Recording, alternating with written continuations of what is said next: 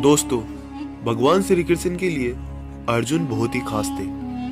भगवान श्री कृष्ण ने स्वयं अर्जुन के लिए सारथी बनना भी स्वीकार किया। कहा जाता है जिस रूप के दर्शन के लिए पूरा संसार तपस्या करता है, केवल वह विश्व रूप अर्जुन को ही भगवान श्री कृष्ण ने दिखाया। लेकिन कई घटनाओं और कई कहानियों के अनुसार कहा जाता है एक ऐसी बात थी जो भगवान श्री कृष्ण ने केवल महारथी कर्ण को बताई, न कि अर्जुन, और किसी को भी नहीं बताई, किसी भी पांडव को नहीं बताई। किंतु ऐसा क्या था दोस्तों, आज इस वीडियो में हम वही जानेंगे। और यदि आप अभी चैनल पर नए हैं तो चैनल को सब्सक्राइब कर बेल आइकन को ऑन कर दें। दोस्तों, वैसे तो महाभारत का युद्ध होना तय था, लेकिन श्री कृष्ण ने इस युद्ध को रोकने का बहुत ही प्रयास भी किया था। कहा जाता है श्री कृष्ण ने कौरवों के समक्ष उनकी सभा में जाकर भी इस युद्ध को न करने का बात भी रखी थी, लेकिन कौरव इस बात से सहमत नहीं हुए और वह युद्ध ही चाहते थे। इसी कारण महाभारत का युद्ध घटा।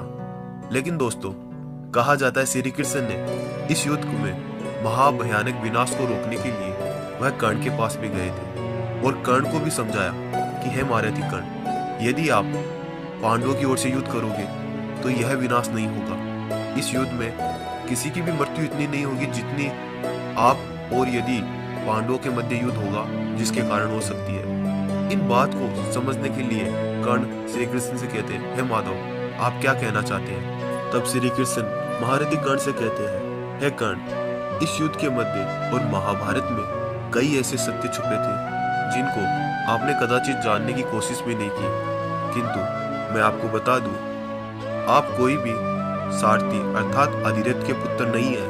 आप कौन्तेय हैं। आप पांडवों के ज्येष्ठ भ्राता है। आप माता कुंती के सबसे बड़े पुत्र हैं। तब महारथी कर्ण श्री कृष्ण से कहते हैं, हे वासुदेव, मुझे आपकी ये बात सत्य नहीं लगती कि मैं कौन्तेय हूँ। कदाचित आप केवल मुझे पांडवों की ओर रखने के लिए ही ये झूठ बोल रहे हैं। तब श्री कृष्ण कहते हैं कर्ण से, यदि तुम चाहो तो उस माता से भी पूछ सकते हो जिस पर तुम्हें विश्वास नहीं है, अर्थात कुंती माँ से।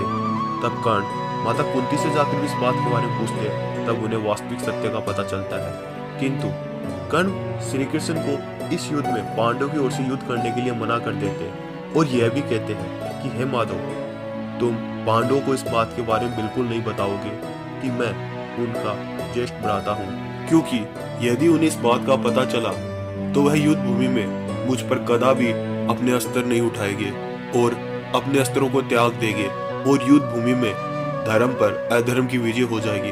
माधव, आपको मुझे इस बात का वचन देना होगा। तो दोस्तों, यही वो बात थी जो श्री कृष्ण ने महाभारत में किसी भी पांडव अर्थात अर्जुन से भी नहीं कही थी। इसी कारण महाभारत में स्वयं श्री कृष्ण सदा महारथी कर्ण की प्रशंसा करते हैं, क्योंकि जो सत्य को जानकर भी अपने मित्र और अपने वचनों को प्रण करता है, ऐसे योद्धा की प्रशंसा सदैव ही हर एक वीर योद्धा और हर एक के मुख में होती है। इसीलिए श्री कृष्ण भी महारथी कर्ण को सदैव एक महान योद्धा मानते थे। दोस्तों, अगर आपको हमारी स्टोरी पसंद आई है तो प्लीज चैनल को सब्सक्राइब कर बेल आइकन को ऑन कर दें।